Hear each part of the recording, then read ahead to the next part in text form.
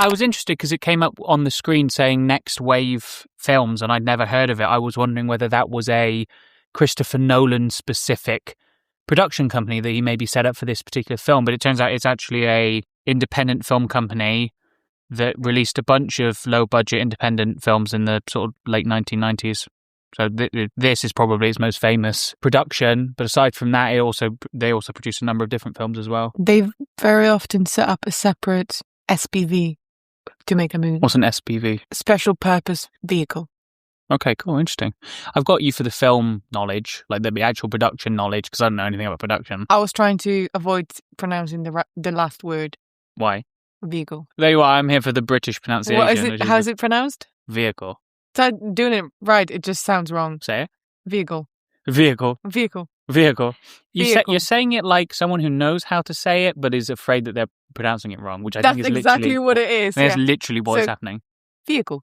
There you are. That's great. It just sounds like it doesn't sound. It feels wrong when I do it. Vehicle. The following is my explanation. Weird for Dunkin' Donuts to try and get some product placement in an independent film. Very surprising, actually, because there are also independent cafes in London. I bet there existed, when this film was made. Probably more, because they could afford to stay Exactly. open. Also, I like that in a film that is black and white, they picked a cafe brand that has a famously in-your-face, colourful company logo. Maybe Nolan was like, oh my God, it's so metaphorical. It's subversive. It insists on itself. I just wanted to add a comment, like a side note. I feel the pressure, Why? Thank you for asking. Thank you. I was waiting for it. Because I feel like people often find what I say funny. And I feel the pressure to stay funny. You are definitely the comedic relief of this podcast. In general, I am a relief in your life, I think in real life it's the reverse. I think you're the one keeping us on track with life, and I'm the funny man. And then in the podcast, I'm the one that's like, let's talk about the kino, let's talk about the mise en scène, and then you're with these tangents. And that is funny because in our real life, I feel like I know more about film production and stuff like that. Oh, well, you do. Yeah, well, 100% you do, yeah. Yeah. It's not even in doubt. No, but it's just funny because I'm just here and every now and then I'll say something that is a bit smart, maybe. Yeah, a bit. Yeah. Yeah, border. Just became irresistible. So you followed women? No, I didn't follow women. It wasn't a sex thing. I followed anybody. I just wanted to see where they went, what they did. I think it's very apt for a Christopher Nolan film that not only does it start with three men, before we've even known their names, we know they're all three men, but also the idea, the main character, the idea that he would be doing this like a sex thing, is so alien to him, which I think is kind of ironic because Christopher Nolan's films kind of well known, almost infamous for being so asexual. Asexual, yeah. What comes to mind is Oppenheimer and the affair. But I feel like if Oppenheimer was not based on real events and real people, then Nolan would have never added an affair to his movie. He struggles with love as well. I mean, that sounds really bad because I don't think he struggles with love. I'm sure he's in a happy marriage. Well, he's in a very long and, I presume, fulfilling marriage. But yeah, he struggles with depicting love in a film. Yeah, exactly. Maybe because he's so happy that he just doesn't know how to depict that, In his very first film, there is the entire plot almost seems like it's ripe for kind of some sort of an erotic aspect, but it's immediately the main downplayed. He's like, what? I'm doing this for other men, not for women. I'm a writer. Well, I want to be a writer anyway. I was gathering material for my characters. This is a nitpick, but I hate it whenever someone starts out making a work of narrative art, like a novel or a film, their first work is always so easy to make it about someone who's also trying to do the same artwork. I see it a lot in debut novels or debut films that it's a film about a struggling screenwriter or a novel about a struggling novelist. Because I think people take the advice, write what you know, a bit too close to their hearts, Yeah. And also, what you said made me think about romantic comedies. And that is because name 3 romantic comedies where the woman is not a journalist, doesn't work in publishing, doesn't work in fashion, isn't a lawyer. And I think that's about it. It's very true. Because those are the sexy kinds of jobs, you know? Yeah. Also, I think that if you are, I mean, most films are made by men because most men get into the industry easier than women do. Damn right. Why did you say that like it's a good thing? No. Damn straight. Yeah, we're back in the kitchen. No, I was going to say, this is what a feminist looks like. Right, I see. Oh, you're saying damn straight at me. Okay, that's good. Yeah. I think that a lot, because most filmmakers are men, and so therefore most rom-coms are made by men, that it's an easy way to avoid suspicions of sexism to make the female character have some sort of a intellectual job like journalist or publishing, because that's obviously an intellectually demanding occupation. Yeah. As opposed to when they're writing the male characters, they feel a bit more at liberty to, you know, give them a more interesting occupation because there's not that sense of anxiety. Mind if I join you?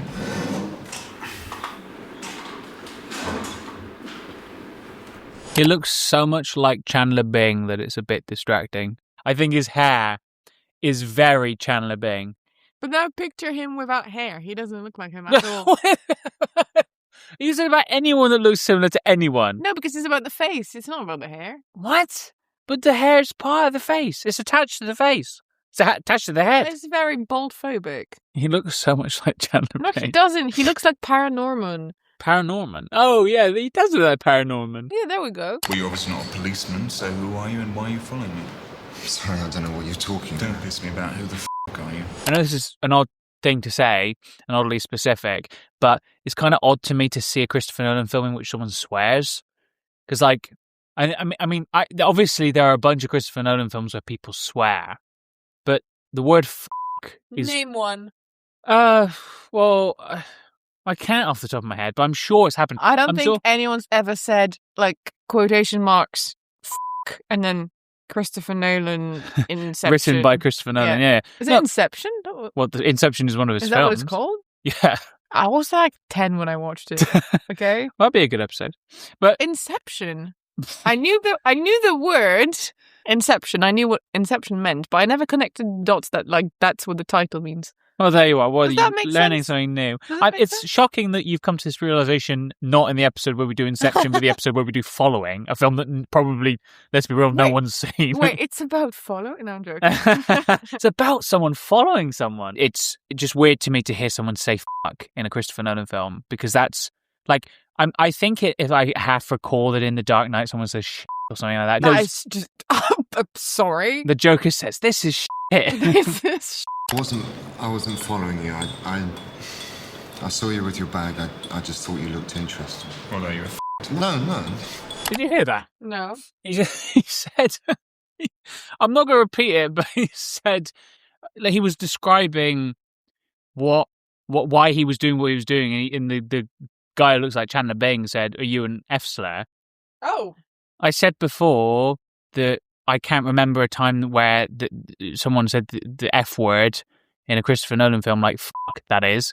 I certainly don't remember a time when someone used the F slur or any other kind of slurs. I get the impression like this is very student film-esque because he's a very young director and this is his feature film, of course, and it makes sense. But it's just funny to me that, like, in some respects you can see his earlier tropes, like the lack of sex, the non-linear storytelling. The dialogue is very much not his style. I mean, they're not talking in overly philosophical terms, so I think that immediately is kind of a difference from what his later films end up being like. Take a look for yourself.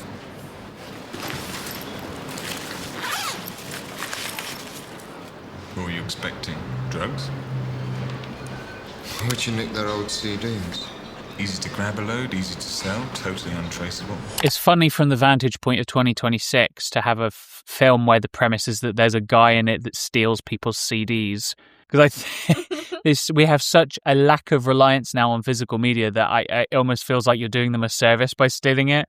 You know, you don't have like dusty old CDs. Thank you. I don't need to recycle it anymore. Yeah. Nothing here of any value. You don't seem that concerned. I don't do it for the money. Why do you do it? For the adrenaline. And because, like you, I'm interested in people.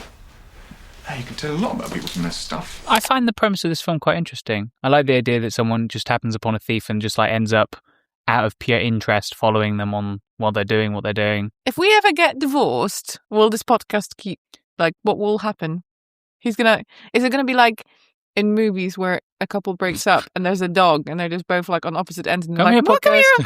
come here. What are we gonna do? I don't know. I think we should still carry on. Yeah. We'll just like argue every like 5 seconds. The You film, would say that, wouldn't you? the film is not playing, and I'm like, classic Sam, isn't it? So what's a nice girl like you Doing in a place like doing this. with a bald old like that? This is probably his most like explicit script. I mean, just a moment ago she acknowledged that sex exists, which already, with the exception of Oppenheimer, That puts never it. happens. Yeah, no, it never happens in a Nolan film.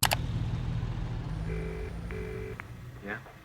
It's me, Bill. What the do you want? Advice? There is a non-linear element to the storytelling, but unlike his later films, the non-linear storytelling in this is kind of bad. I don't see what the point is. Pair that with something like Memento, where the non-linear elements of that Oh, film, I've not seen that one. it's kind of famous about the film, so I don't really feel like that's a spoiler. But like, it's so related to what is going on in the film, whereas it's not so much in this. Can I say a fun fact about something completely unrelated? Yeah, I'd love you to. It just because you said that it's like well known about Memento, like it's a famous thing about, like everyone knows that about Memento. Yeah. If I say Memento one more time, I think I'm going to go crazy. So for about 3 hours yesterday, I believed that the Chinese title for Sixth Sense is He's a Ghost, because I saw a TikTok about it and Yeah. they said it on the Kelly Clarkson show. Yeah. And I was like, well, surely they must have fact checked. They didn't. It's like an urban legend. But imagine, like, the title is He's a Ghost. That would be funny. Just spoiling the whole thing. Okay. Oh no, there's a Batman logo on the door. Oh, wow, yeah. Obviously, he goes on to direct Batman. What's the word for that? Premonitions and Premonition? What's the word? Not that. What is it? Oh, it's a premonition. No, it's premonition. I think what you're thinking of is premonition? Foreshadowing. No, I meant the premonition. Yeah, it's a premonition. There is a word for that. Yeah, premonition. No, predisposition. No, it's a premonition. Predisposition. Predisposition. He had a predisposition to direct Batman. Must be terrible losing all that stuff. Insurance will cover most of it. It's personal stuff that's worse. Personal stuff, like what? They, rifled through my underwear. Shit. Why would they do that? Come on, you know the kind of kinky, voyeuristic shit men get into. This is, with the exception of Oppenheimer, which has a honest-to-God sex scene in it, this is the most... I don't think it was an honest-to-God sex scene. It was very dishonest to God. Yeah. This is his most sexual film, his most erotic. And Just so funny because sex was mentioned twice. yeah, and like just then she mentioned kinks and being kinky, and Do you think he was giggling when he was directing it? Do you think he was like, ooh? I think he was trying to make it like a film noir, right, and have it be a bit seedy, and so have weird sexual undertones. Despite that, it also feels like a very cold and precise film. Like, it's very methodical, and it's I about feel that more. I feel like it's so... I know it wasn't completely planned out because they used a lot of like stolen shots where they were just like doing guerrilla filming, you know? yeah. But like to me, it's just so like methodical is the right word, like Yeah. you said, but too perfect. And also that the characters, although this film is like, as I say, it's the most quote unquote erotic any Nolan film has been, except for maybe Oppenheimer, technically, the main characters are not doing it for erotic or, you know, voyeuristic reasons. I mean, it is voyeuristic, but not in a sexual way. They close their eyes and they think about Britain. Authentic, I don't know, but I like it. So you keep on coming here? I know, I like it, but... I don't know. Another thing that's very similar to his other films is that the romantic interest element of the film is by far the least interesting aspect. I really, really like this premise, and I really like this film. I'm actually really enjoying it, like just on its own merits. Despite the fact, obviously, it's a very micro-budget film, I think they're getting a lot. I think they are doing a lot with the lack of money, and the premise reflects that. And I like the relationship that's building between the protagonist and Cobb, who is the Chandler Bing looking one. But then it cuts back to the romantic interest, love interest thing. And I just find my interest kind of decreasing. And that's true of a lot of his films. Does anyone really remember the main character of Inception, he's motivated because his wife has died. Do people really remember that about the film? Probably the worst part of The Dark Knight, or Batman Begins, I should say, because that's where it's sort of predominantly developed, is the relationship between Bruce Wayne and, who's it, Rachel? I forgot her name. I don't know. The only reason I remember her name is because of that bit where He goes, Rachel. he goes, Rachel, where's the trigger? Anyway, that we'll talk about it more when we actually watch that movie. I'm excited to do the Dark Knight episode and to see how annoying I can be with the Batman voice. I'm just going to say it right now, and I'll repeat it in the Batman episode, but I think that Robert Pattinson's the best Batman. What an interesting statement. Ripe for discussion. So right now we've got a better look at the film posters on the back of this guy's wall. I can see Sunset Boulevard and then Reservoir Dogs, which I imagine came out very soon after this one. Reservoir Dogs came out in 1992, so it had about 6 years since. I didn't realise, I know this is kind of obvious in retrospect. Reservoir Dogs had been out for 6 years before this came out. I hadn't really thought about this before, but Tarantino has been making films longer than Nolan has, and also he's worse. And he's been making like actual traditional feature films as well longer than Nolan has, by even a larger margin, because of course Memento is Nolan's first proper film, like in the sense of like people went out to the cinema to see it as opposed to following, which is obviously his startup film. Interesting. I'd never considered that Tarantino has quite a few years of experience more than Nolan. I just kind of assumed that they roughly started at the same time. What was all that about? You? Your stuff, anyway. He's going to deal with it himself. Meaning he took the bait and he's hooked. What a twist. They are conspiring. I'd actually forgot that this happened. Did you talk to her? We found her this morning. What do you mean, found her? Her body. And a dead wife. The preeminent Nolan trope. Yeah, I'm not necessarily always the wife, but it is always I say always, but like it's very often the main male protagonist's love interest that ends up dying.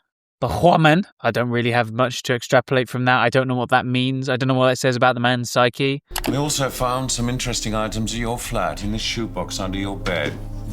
That is a weird framing, because so he's having an interview with the police because they think he killed a woman, and they've got his shoebox to the side while they're talking about this. That is very funny. There are a few moments in this film. I do like this film, but there are a few moments when you can see the budget, and they are obviously limited to some very small sets and some very limited sets. I would even say that you can't see the budget, you know? Because I do actually think there's a lot of intelligence in the script, especially with how much they can get away with so little. But things like that, like the shoebox being right next to them the entire time, it is it's very telling of what restraints they had when making this. What's your point about the shoebox? My point is that it's really weird that there's a police interview and these two characters here, and they've been talking for what is implied to have been at least probably an hour, maybe several hours, and that entire time he's just had this the shoebox that he owned to the side of him, the police officer to the right hand side of him, as almost ready to demonstrate with visuals what he's talking about. Obviously, in a real police interrogation, you'd not include the evidence with the suspect when you're interrogating them initially, especially if they don't know that you suspect them. Oh, because you spend so much time in the forest. I've got to assume that is not customary police. You've seen Brooklyn Nine-Nine. You know how it's done. Obviously, that's a nitpick. Obviously, I'm not saying that that's a flaw, but I'm just saying it's illustrative of the kind of budget restraints that they had to deal with.